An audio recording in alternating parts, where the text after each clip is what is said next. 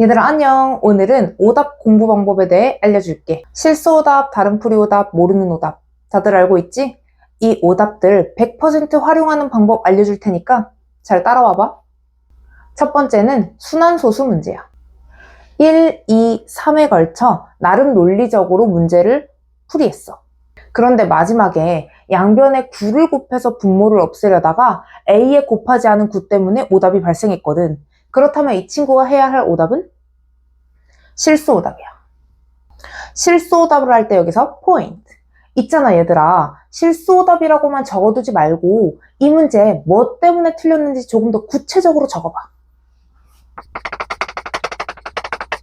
문제를 잘못 옮겨 적었든 계산 실수든 그림 표현으로 잘못 나타냈든 이 틀렸던 문제들이 쌓이게 되면서 중복된 단어들이 나타나겠지?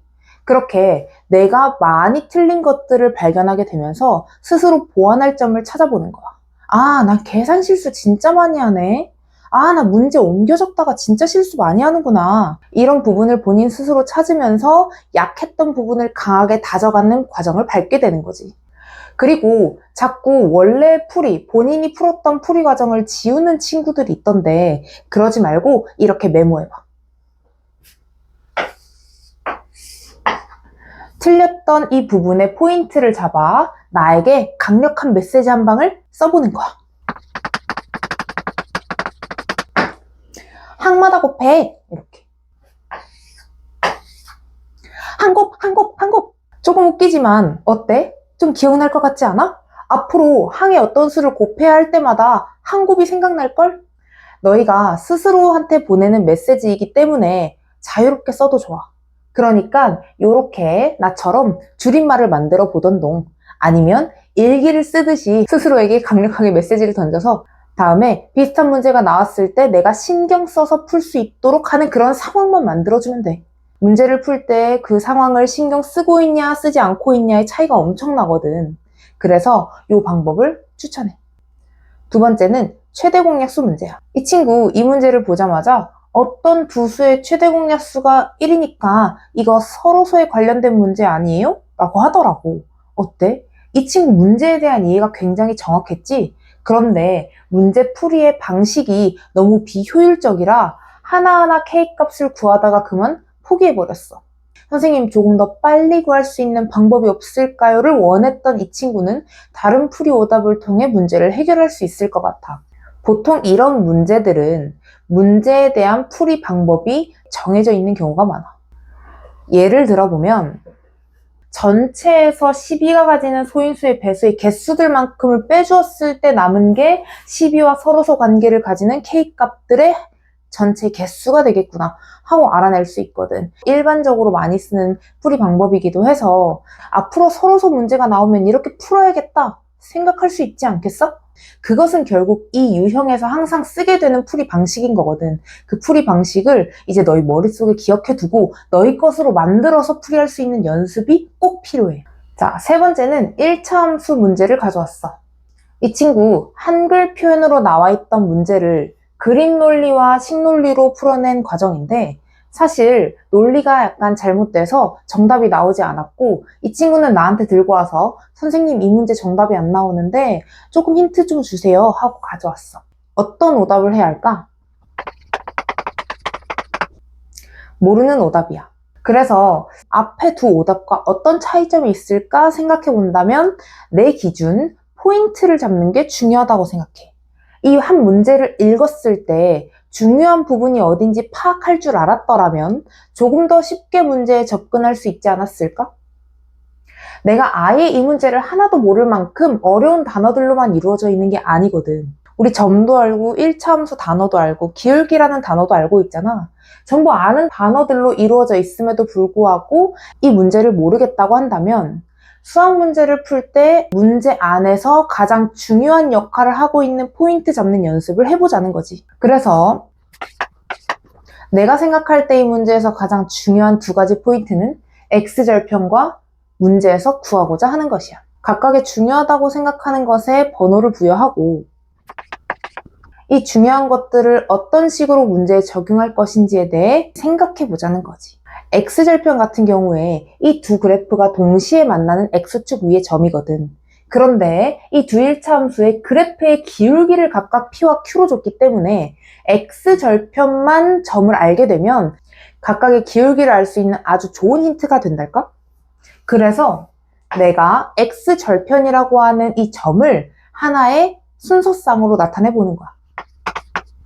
X절편의 좌표를 찾았다면 이제 우리가 할 수 있는 건 P와 Q의 값을 찾는 거잖아. 그래서 여기에 좌표로 잡은 X절편 뒤에 이렇게 P와 Q 찾기 가능합니다. 이렇게 적어주는 거지. 두 번째, 문제에서 구하고자 하는 것의 식을 잘 보니까 사실 예쁘게 정리가 가능할 것 같던데?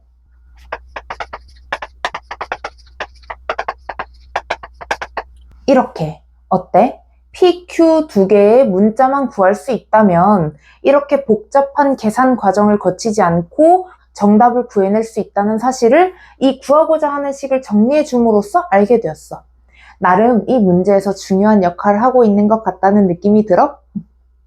그래서 너희가 이 문제를 풀면서 모르는 오답을 발견했다면 문제에서 중요하다고 생각하는 문장이나 단어에 밑줄 혹은 동그라미를 치면서 그 부분을 살려서 문제 푸는 연습을 해보라는 얘기야. 오늘 오답 공부 방법을 이야기하면서 사실 내가 문제를 끝까지 풀어주지 않았던 건 오답을 공부하면서 단순히 풀이를 나열하는 방식이 아닌 조금 다른 풀이 방법을 활용했으면 하는 마음에 이 영상을 만들었어. 자, 그러면 마지막으로 절대 하지 말았으면 좋겠는 모르는 오답에 대해서 한번 이야기를 하고 오늘 영상 마무리해볼게. 우리가 1차 함수 문제를 풀었던 친구의 문제풀이 기억나지? 정확하게 보여주진 않았지만 그림 논리, 식 논리를 통해서 나에게 본인의 논리를 설명하기 위해 굉장히 노력한 모습을 볼 수 있었어. 하지만 대부분의 친구들이 모르는 오답을 가져올 때 어때? 1번, 2번 잘 써놓고 3번부터 모르겠어요 하고 가져오진 않아? 얘들아, 어떻게 문제풀이를 모르는데 식논리라고 단정지어서 얘기할 수 있겠어.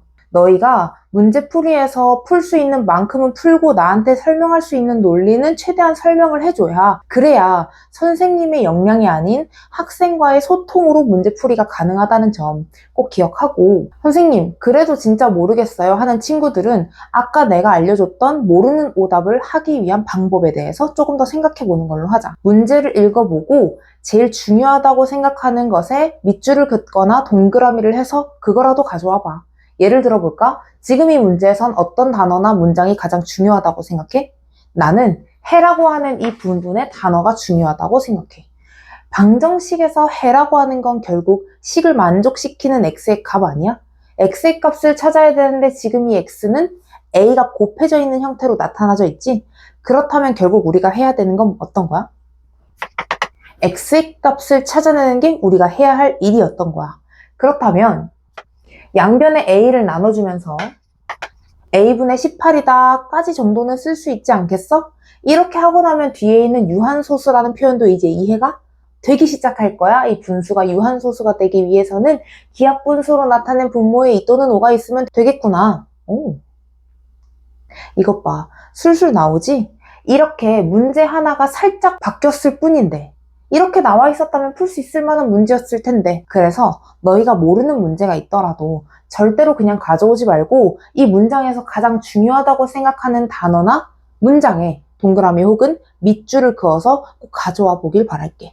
우리 각각의 오답에 대해서 공부를 해봤어. 첫 번째 실수 오답에서는 내 스스로에게 강력한 메시지 한 방을 전해봐라. 이게 꿀팁이었고 두 번째, 다른 풀이 오답에서는 하나의 풀이로 생각하지 말고 다양한 시선에서 문제 풀이를 바라보면서 내 것으로 만드는 연습을 해보자. 세 번째, 모르는 오답에서는 문장에서 가장 중요하다고 판단되는 부분에 동그라미 혹은 밑줄로 표시하고 그 부분을 기준으로 문제풀이를 확장시켜 나가보자. 이렇게 해서 오늘 내가 알려준 꿀팁들이 모든 문제에 적용되지 않을지는 몰라도 아마 대부분의 문제에서는 잘 적용될 수 있는 풀이 방법일 거야. 오늘 내가 알려준 이 세 가지 꿀팁 잘 기억하고 너희의 시험지가 동그라미로 물드는 그날까지 내가 꼭 기다리고 있을게. 오늘도 나랑 열심히 공부하자. 안녕.